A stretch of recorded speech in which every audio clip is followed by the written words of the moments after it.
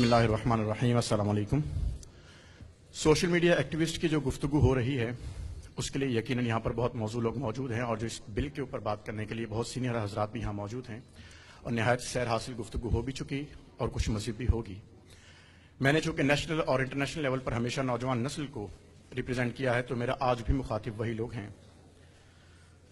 एक चरवाहा था जो अपनी भेड़ों को चराने के लिए कहीं लेके जाया करता था करीबी जंगल में। आए रोज उसकी भेड़ों पर कभी भेड़िए हमला करते, कभी चीते और कभी रीछ। तो उसने सोचा कि इनका दिफा किस तरह किया जाए, अपने माल और अपनी जान का दिफा किस तरह किया जाए। तो उसने एक इजाद की जिसको वही नाम दिया जो उस प्रोडक्ट और उस इजाद का नाम है, यानी कि जो उसकी जात का नाम था, क्लाशनकोफ। वो दिन है और आज का दिन है कि क्लाशनकोफ से चीते भेड़िए तो कम मारे गए, इंसान ज्यादा मर गए, क्योंकि इजाद और औलाद कुछ अरसे के बाद ही खुलकर सामने आती है। कोई भी चीज जाती तौर पर या अपने आप में बुरी नहीं होती, उसका इस्तेमाल उसे अच्छा या बुरा बनाता है, क्योंकि बू किसी चीज के फैलाए हुए असर को कहते हैं। अगर असर अच्छा हो तो वो खुशबू, और अगर असर बुरा हो तो वह बदबू होती है। जहां तक हम बात करते हैं नौजवान नस्ल की और बात करते हैं सोशल मीडिया की, यह हकीकत है कि इंसान माशरती हैवान है और दूसरों से अलहदगी उसकी मौत। अरस्तु ने कहा था, उसे हो सकेगा हासिल न शऊर राह मंजिल, वो भटक रहा है राही जो अलग है कारवां से। हमें एक दूसरे के साथ रहना जरूर है और इसके बगैर हमारा गुजारा भी नहीं, लेकिन समझने की जरूरत है कि इंसान मुआशरे की इकाई होता है।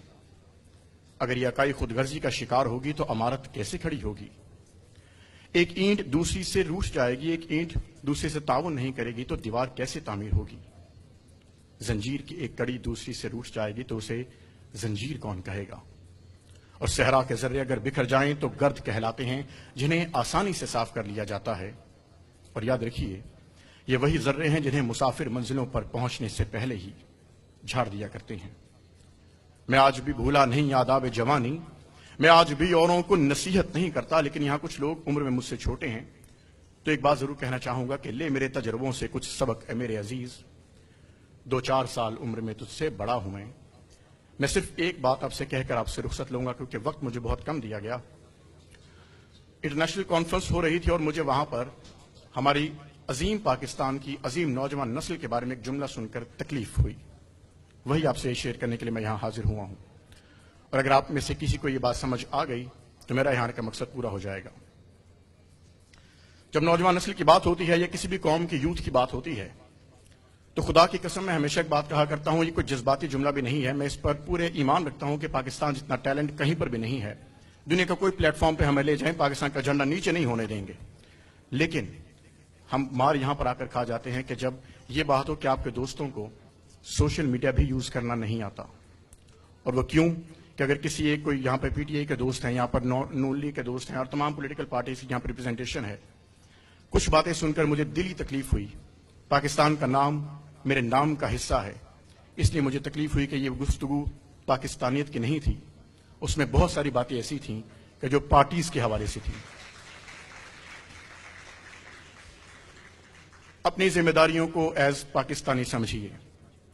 कोई भी लीडर नबी नहीं हो सकता, क्योंकि नबी का बेटा भी नबी नहीं होता अक्सर। लिहाजा अपने जो लीडर्स हैं उनको खुदा ना समझिए, गलती वो भी कर सकते हैं, कुव्वत बर्दाश्त रखिए और दूसरों की जो तनकीद है उसे समझने का हौसला रखिए। अल्लाह पाक। और आखिरी बात, आप लोग नुमाइंदे होते हैं अपने घरों के, अपने वालिदैन के, अपने असातिज़ा के, अपने इदारों के और सबसे बढ़कर इस मदीना एहसानी पाकिस्तान के। जिम्मेदारी को महसूस कीजिए और कोई भी पोस्ट करते हुए, कोई भी कमेंट करते हुए ये जहन में रखिए कि सबसे बढ़कर आप मुसलमान और उसके बाद आप पाकिस्तानी हैं। पार्टीज से बाहर आइए, पाकिस्तान की बात कीजिए। अल्लाह पाक आप सबको आसानी अता फरमाए और आसानी तकसीम करने का शरफ अता फरमाए। कायदो इकबाल जिंदाबाद, पाकिस्तान पाइंदाबाद।